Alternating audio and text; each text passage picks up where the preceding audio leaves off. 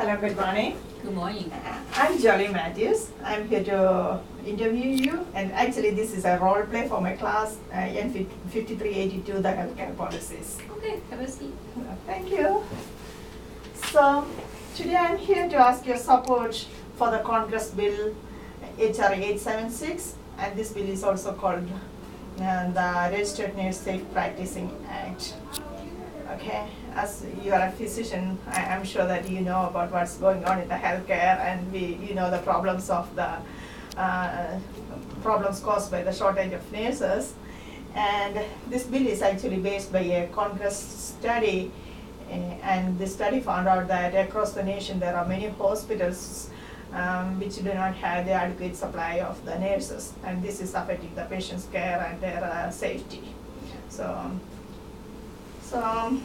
If this bill provides a safe staffing act for all the Medicare participating hospitals across the nations.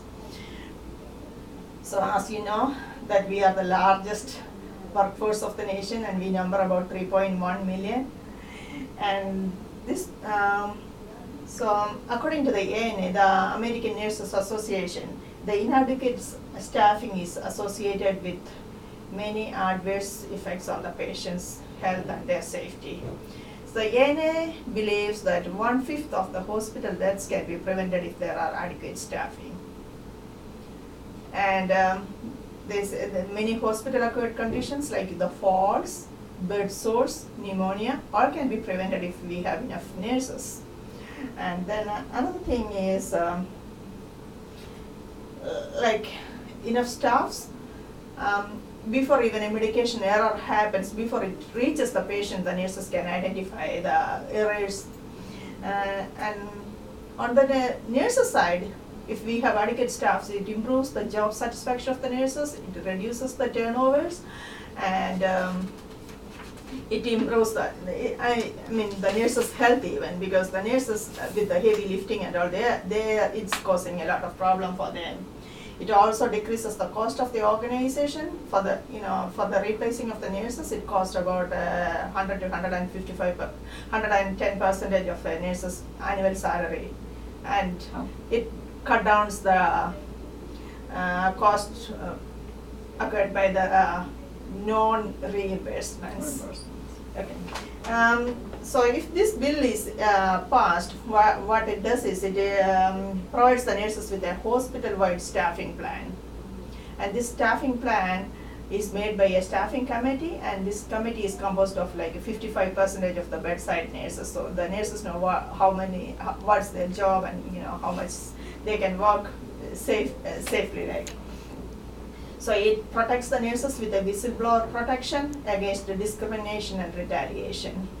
The hospital is mandated to provide the assignments based on the skill mix and the competencies of the nurses.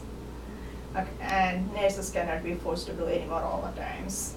So if this bill is passed, it supports the nurses in many ways, and it's expected to cut down the nursing shortage, and people will stay in the profession instead of leaving, because the ANA have found out like 25% of the nurses are planning to leave the job in the few years just because of their overwork.